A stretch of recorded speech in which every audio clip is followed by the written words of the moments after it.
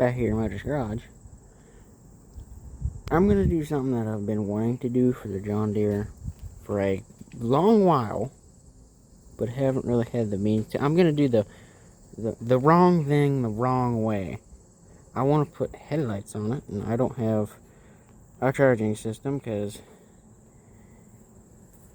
that with a freaking 10-inch pulley with this cranked up at a couple hundred RPM makes 2 volts, and that's a 12-volt generator. Yes, I know it's not a 6.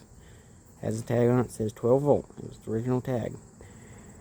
Also, a little bit of an update. I finally put a toolbox on it instead of having everything crammed in the battery tray. And I had to put different tires on it. I don't think, did I say about that when I put the new pull rope on? I might have. I can't remember. That was 2 weeks ago. My memory ain't that long sometimes. Other times it is. Anyway, today I'm going to put headlights on it. The wrong way. I'm going to be using 2 rock lights out of like 8 of them I got for free because the kid was ripping them off his truck. And a drill battery is the power. Oh yeah.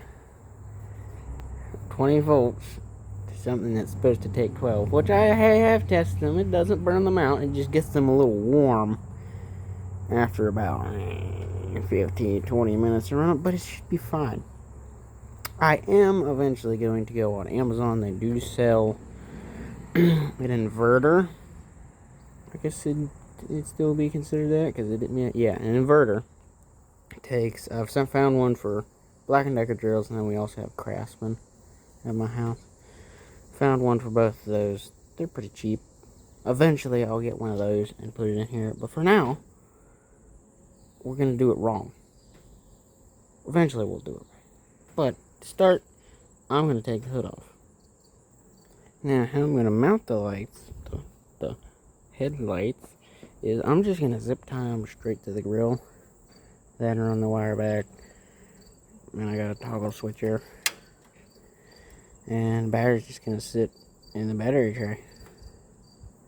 So, let's mount the lights to the grill first. Then I'll wire it. Because you got to get the look just right. Also, I don't want them being like that or like this, all weird, not aligned or off to one side or the other. So I'm gonna mount them up and get them right where I want them. Alright, got those mounted in there. They look pretty good. Now I was wondering, because I haven't held them up there to look at it, what it's gonna look like with the hood on it. If they're gonna look too modern, but I think I'm just gonna send it without even looking at it. Plus, as long as they make a light, I'm happy. So let's get them wired up. Alright, got her all wired in. Decided to come up and over with this one. Went under the gas tank. Did the toggle switch. Let's hook a battery to it. See if it catches on fire. Alright, battery's hooked up. And life.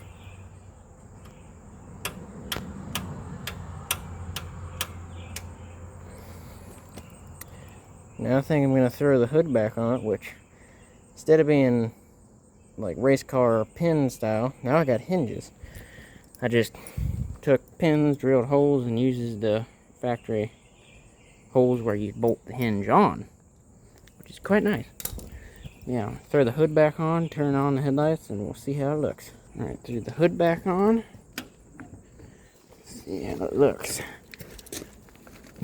Falling. They might be a little bit high, but it makes it where you can't really see them when you're standing out here unless you're kind of far away. Let me know what you guys think. Kind of like them. They should maybe be a little bit lower, but I think I'm going to leave them where I'm at, where they're at. Yeah.